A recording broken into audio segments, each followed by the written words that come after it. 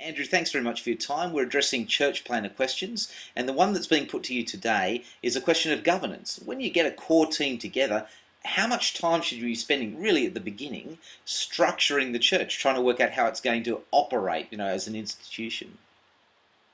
Yeah, good question. It's the whole governance question for us was a very big issue, and I get it that in some contexts, in perhaps smaller house churches, you may be wondering, why on earth do I need to even think about this? Governance structure really is just about how we manage decision making. It's in every body of people has to work out how to make decisions. And in a church, as it gets larger, certainly that process of governance, how you make decisions, how you determine what happens in this place, has to have some more deliberate, formal structure to it, so that people who join it know how they can share in participating in decision making. If it all just rests in the mind of the leader, the sole leader, then anyone who comes has no possibility to engage except to talk to the leader. Well, not to mention the fact that lots of people who might be involved, if it's unexpressed, might have completely differing views on how it should operate and not even realise that. I take it. Totally, and that's where we were.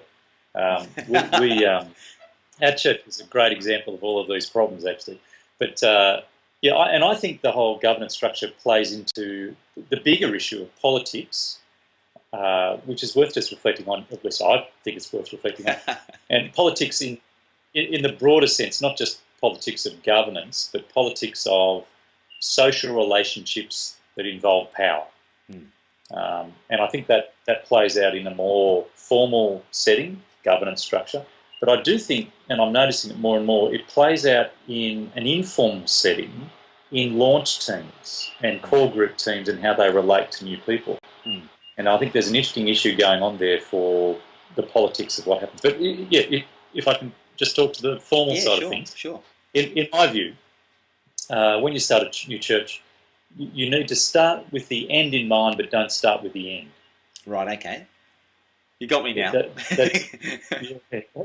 I think you need to start with what kind of way will this church govern itself? It's better to start a church with that in mind, already sorted out, the end in mind. Now, we didn't do that. And it was the hardest 3 or 4 years of our lives trying to work that out with a group of people who were all coming from different backgrounds, some church people, some non-church people, all gathering together, all wanting their particular way of doing things to be put in place in this community. And we would have saved a lot of pain if we'd started the church specifying the way we were heading towards having this place governed. We weren't going to be congregation governed. I knew that. That was one of my kind of foundation pieces. I didn't want us to go there. I had certain convictions, but it was weaving my way with different expectations, as you say. And so we had lots of pain and grief. Well, let me pull you up there, because I think you skated over something that actually I want to make you suffer a little for. When you start talking about governance, you've got whole denominations divided on this one. Is it more collegiate? You might be looking at a Presbyterian style system, or is it more, well, for want of a better phrase, autocratic? Over at the Anglican side of the spectrum. I mean, what spiritual guidance can you give us when you're trying to sit down and decide? Is it merely a matter of the culture of the people who come along, or would you have some biblical insight for us? This is a question that we haven't resolved for many hundreds of years. So please fix it now. That'd be great. It's the interesting thing is, largely our churches, the names of our church denominations reflect their governance structure. It is interesting. So Presbyterian or Episcopal, Baptist tells you what the great concern was there for some time. But look, I have certain views that have grown over the years, reflecting on the scriptures with the help of good people, and we've come to a position in our context here of what might be viewed as a hybrid view of church governance, and we've instituted that or formalised it through a constitution. Now, we're an independent church, so we had to do all of that work. One of the great blessings of denominational church planting is that when you start a Presbyterian church from scratch, or a Baptist church from scratch, the people joining you, even if you haven't got the government structure in place, they know where you're heading. So you've begun with the end in mind. And one of the things I think we've achieved through Geneva now is that there is available for independent church planters, although we're not just facilitating independent planting, but there's a resource available for independent planters where they can start with a governance process in mind from the beginning. So you're talking about Church in a Box, which is what we offer to people who are available or who become Geneva church planters. When you say we want to begin with the end in mind but not actually leap straight to the end, what do you mean? And what is this not leap straight to the end idea? I think very important in a church plant context. So I want to begin, drawing people to something that they know where it's heading, so that they either realise, I don't want to be part of this, and so save the community a lot of grief, or they opt in knowing what it will be. But in the church plant context, because you tend not to always have, we certainly didn't, the leadership that we could just throw it all over to, we couldn't start with the end. The oligarchy model, the plural eldership model, for instance, it's very hard in a church planting setting to begin with that in place from the start. If we had done that, our church would have ended up a kind of a charismatic devotional church rather than a reformed evangelical expository teaching church. Sure. It's the only one in this place when we start, because we parachuted in, the only one here who had a conviction about a church being expository ministry, reformed evangelical theology and shape and so on, was me and my wife and one other couple. So there's no way we could have, and there was a lot of pressure on in those early years to give it to a multiple eldership, because people were saying, this is our community, we want to govern it for ourselves. And I had to be pushing back and saying, we're not just starting this church for the group that's here now, we're starting it for the community that's not here yet. Yeah. And so we want to make sure we put in place a church that will be something for them in 20, 30, 50 years' time, and not just for who you are now. So that was so you don't start with the end. Got it. Typically, we don't have the maturity of people to pull that off. Interestingly now, 15 years down the track, we have two bodies that largely govern the church formally, and I chair both those groups. But I find myself sitting at those meetings these days, hardly saying a word, enjoying the fact that we have a plurality of leadership where people do understand and are committed to what we are trying to achieve.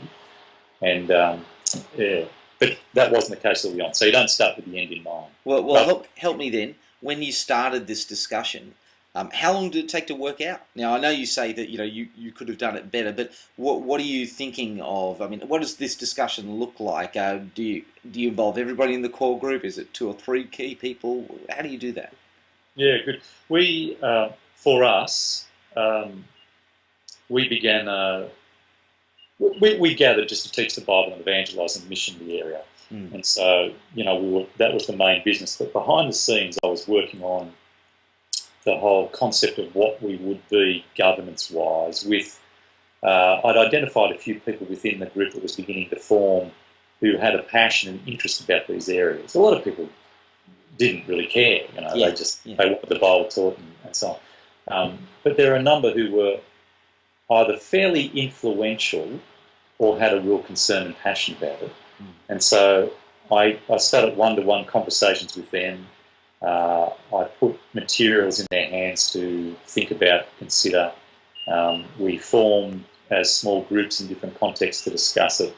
And all of that was happening at the same time as I was writing a constitution with another group of people that we began to bring and get feedback, bounce back and forward. It took about 3.5 years before the church here adopted the constitution. So let me see if I can follow here, and this is probably the key point I'm coming to. This is not the sort of job you delegate. This is not the sort of thing you pass off and say, hey, you guys, I want you to come back to me. We need a constitution.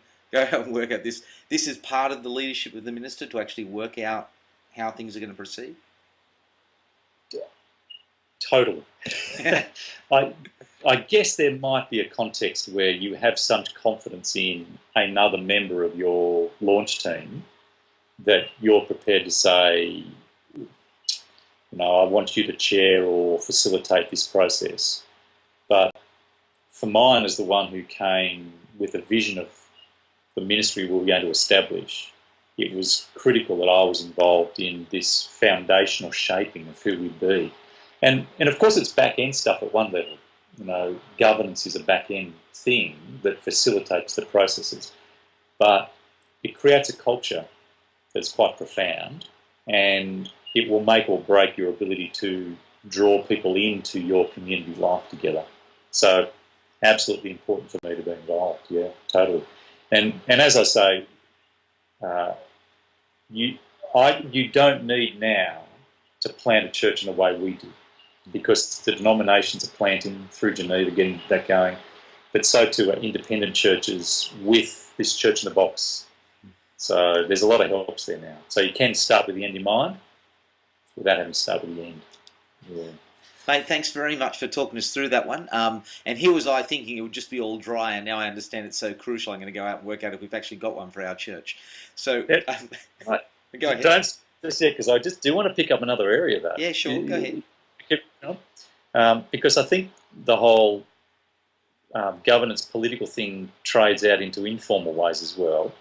And there's the whole impact of launch teams in the social dynamic of a new church that's going.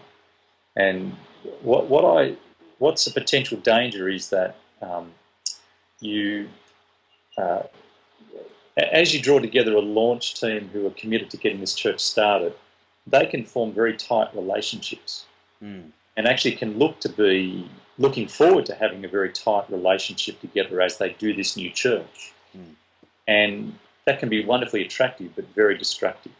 And it can be very destructive of the ability to welcome in new people and genuinely engage them as members of this church, because they'll always feel like they're outsiders. And so I want to encourage launch teams to be aware of the power that they have by virtue of their history and relationships together. And people will see it in a way that they won't be aware of. And I think launch teams need to be conscious of that, and so almost actively work against the kind of promotion of the power of their relationships. The perception that there might be a clique that's unbreakable. Yeah. It is power, and it's not simply raw manipulative power, but it's a power that exists that those who have the power need to be conscious of and try and divest themselves of and spread it, so that core groups become many core groups, and there is a genuine engagement together and joining in life. So the whole political thing isn't just formal governance, it's actually informal power relationships together. That's it, mate. Thanks very much. That was actually well worth waiting on for. Well, listen, if you actually have a question for Andrew, we've got an address coming up on the screen now. Fire it off, and we'll be able to sort of put that to him and see if we can't create more controversy between denominations and so forth in the process. Andrew, thanks very much, mate, and a pleasure as always. Good on you. Thanks, Mark. See you.